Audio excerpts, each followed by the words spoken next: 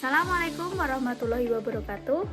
Sebelumnya perkenalkan, nama saya Selvira Nur Anggraini, NIM 2386202157. Di sini saya akan menjelaskan tentang strategi pembelajaran komparatif khususnya di sekolah dasar. Hari ini kita akan membahas tentang yang pertama yaitu pengertian strategi pembelajaran komparatif, yang kedua tujuan strategi pembelajaran komparatif, ketiga, ciri-ciri strategi pembelajaran komparatif, keempat, karakteristik strategi pembelajaran komparatif, kemudian unsur-unsur strategi pembelajaran komparatif, peran guru dan siswa di pembelajaran komparatif, serta teknik pembelajaran komparatif, kelebihan dan kekurangannya. Langsung saja ke pembahasan apa itu pembelajaran komparatif. Jadi, strategi pembelajaran komparatif adalah pendekatan pembelajaran yang menekankan kerja sama antar siswa dalam kelompok kecil yang bersifat heterogen.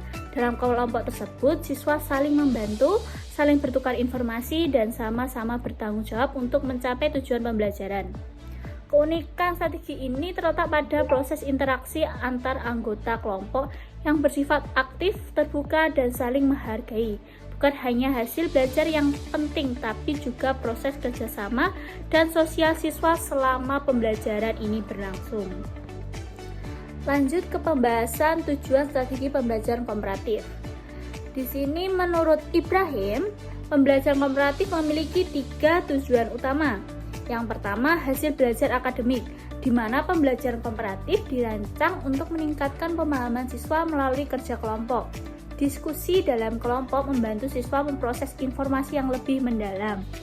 Yang kedua yaitu penerimaan terhadap perbedaan individu, di mana siswa belajar menghargai keberagaman latar belakang, pendapat, dan gaya belajar karena mereka ditempatkan dalam kelompok yang beragam. Dan yang terakhir yaitu pengembangan keterampilan sosial.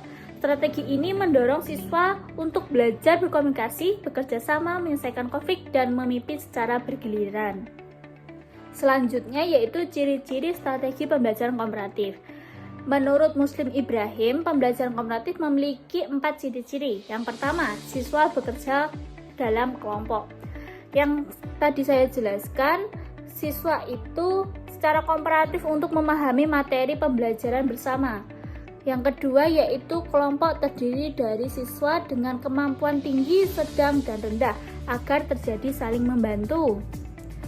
Yang ketiga, anggota kelompok juga beragam dari segi jenis, kelamin, budaya, dan atau latar belakang sosial, heterogen. Dan yang terakhir yaitu penghargaan atau penilaian lebih berorientasi pada individu, sehingga meskipun bekerja kelompok, tanggung jawab individu tetap penting di komparatif ini. Untuk karakteristik strategi pembelajaran komparatif ada 4 juga. Yang pertama, belajar dalam tim. Proses pembelajaran berbasis kolaborasi. Setiap anggota kelompok punya peran dan tanggung jawab masing-masing. Yang kedua yaitu manajemen komparatif. Guru mengatur kelompok, tugas, waktu, dan interaksi secara terstruktur. Jadi guru mengatur semua berjalannya pembelajaran tersebut. Yang ketiga, kemampuan bekerja sama. Siswa diajarkan untuk memiliki sikap komparatif, menghargai dan mendukung teman sekelompok. Yang terakhir, keterampilan sosial. Pembelajaran ini juga menumbuhkan kemampuan sosial seperti toleransi, komunikasi efektif, dan kepemimpinan. Di pembelajaran komparatif ini mengutamakan keterampilan sosial yang bagus. Kemudian kita akan membahas tentang unsur-unsur strategi pembelajaran komparatif. Unsur-unsur strategi pembelajaran komparatif ada 5 yang saya akan jelaskan. Yang pertama yaitu saling ketergantungan positif, di mana anggota kelompok menyadari bahwa keberhasilan mereka saling bergantung pada satu sama lain, tidak ada yang sukses sendiri. Yang kedua, tanggung jawab perseorangan. Setiap siswa bertanggung jawab terhadap bagian tugasnya, meskipun nanti hasilnya dikerjakan bersama-sama. Ketiga, interaksi tatap muka. Terjadi interaksi langsung di dalam kelompok berupa diskusi, bertanya, memberi pendapat, dan saling menjelaskan.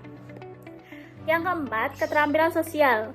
Siswa belajar berempati, mendengarkan, bekerja sama, menyelesaikan konflik, dan mengelola emosi. Dan yang terakhir yaitu evaluasi kelompok. Di akhir kegiatan kelompok, melakukan refleksi terhadap proses kerja sama mereka. Apa yang sudah baik dan apa yang perlu ditingkatkan lagi. Kemudian, kita akan membahas tentang apa itu peran guru dan siswa di pembelajaran komparatif. Yang pertama, peran guru. Peran guru yang pertama yaitu merancang aktivitas kelompok yang menantang dan bermakna. Kemudian, mendampingi. Guru mendampingi kelompok dalam proses diskusi. Ketiga, memotivasi. Guru memotivasi siswa agar aktif dalam kegiatan pembelajaran. Yang keempat, yaitu penyelesaian konflik. Bila terjadi konflik, guru akan menjadi penengahnya. Terus yang terakhir, yaitu mengevaluasi hasil dan proses kerja kelompok yang telah dilakukan. Kemudian peran siswa. Peran siswa yaitu berperan aktif dalam kelompok. Yang kedua, bekerja sama dengan teman. Yang ketiga, berbagi ide, pendapat, dan pengetahuan. Yang keempat, belajar bertanggung jawab atas peran masing-masing yang telah ditunjuk. Terus yang terakhir yaitu melakukan refleksi terhadap kinerja diri dan kelompoknya. Selanjutnya saya akan menjelaskan bagaimana langkah-langkah penerapan strategi pembelajaran kooperatif di sekolah dasar. Yang pertama, guru harus menentukan tujuan pembelajaran. Guru menetapkan kompetensi dasar dan indikator pencapaian yang jelas sesuai dengan materi dan kurikulum. Yang kedua, menyiapkan materi dan skenario aktivitas. Materi disusun agar dapat dipelajari melalui interaksi kelompok. Guru membuat lembar kerja, bahan bacaan, atau media visual untuk mendukung diskusi tersebut. Yang ketiga yaitu membentuk kelompok belajar, di mana siswa di dalam kelas dibagi ke dalam kelompok kecil dan heterogen, berbeda kemampuan, jenis, kelamin, dan latar belakang. Kemudian yang keempat, menjelaskan tujuan dan aturan main. Guru menjelaskan tujuan kerja kelompok, peran masing-masing anggota, serta aturan kerjasama. Yang kelima, pelaksanaan kegiatan kelompok. Di sini siswa bekerja sama menyelesaikan tugas kelompok sambil berdiskusi. Yang keenam, presentasi atau laporan kelompok. Setelah kegiatan selesai, tiap kelompok akan menyampaikan hasil kerja di depan kelas atau dipajang di papan. Yang ketujuh yaitu refleksi dan evaluasi. Guru dan siswa melakukan refleksi bersama mengenai proses kerjasama dan hasil pembelajaran. Oke, kita akan membahas tentang kelebihan dan kekurangan. Setiap strategi pembelajaran pasti ada kelebihan dan kekurangannya. Yang pertama kita akan membahas kelebihannya. Kelebihan yang pertama dari strategi pembelajaran komparatif yaitu meningkatkan kemampuan komunikasi dan kerjasama. Yang kedua, siswa menjadi lebih termotivasi dan aktif. Ketiga, mendorong tanggung jawab individu dan sosial. Keempat, meningkatkan pemahaman konsep karena adanya diskusi. Yang terakhir, cocok untuk membangun sikap toleransi dan empati. Terus untuk kekurangannya sendiri, yaitu butuh waktu lebih lama dibanding ceramah. Jadi metode komparatif ini memerlukan waktu yang lebih lama karena ada proses diskusi, tanya jawab, dan masih banyak hal. Yang kedua, tidak semua siswa aktif, ada yang pasif atau tergantung. Kita sebagai guru harus lebih memotivasi siswa untuk lebih aktif di pembelajaran komparatif ini. Yang ketiga, sulit mengatur kelompok besar, terutama di kelas yang padat. Yang keempat, konflik antar anggota bisa terjadi jika dikelola dengan baik. Evaluasi individu kadang kurang akurat jika hanya melihat hasil kelompok. Demikianlah pemaparan saya tentang strategi pembelajaran komparatif di sekolah dasar.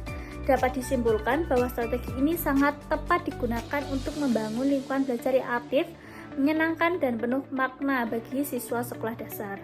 Tidak hanya menekankan pada aspek akademik, tetapi juga sosial dan emosional siswa. Mungkin cukup itu penjelasan dari saya. Wassalamualaikum warahmatullahi wabarakatuh.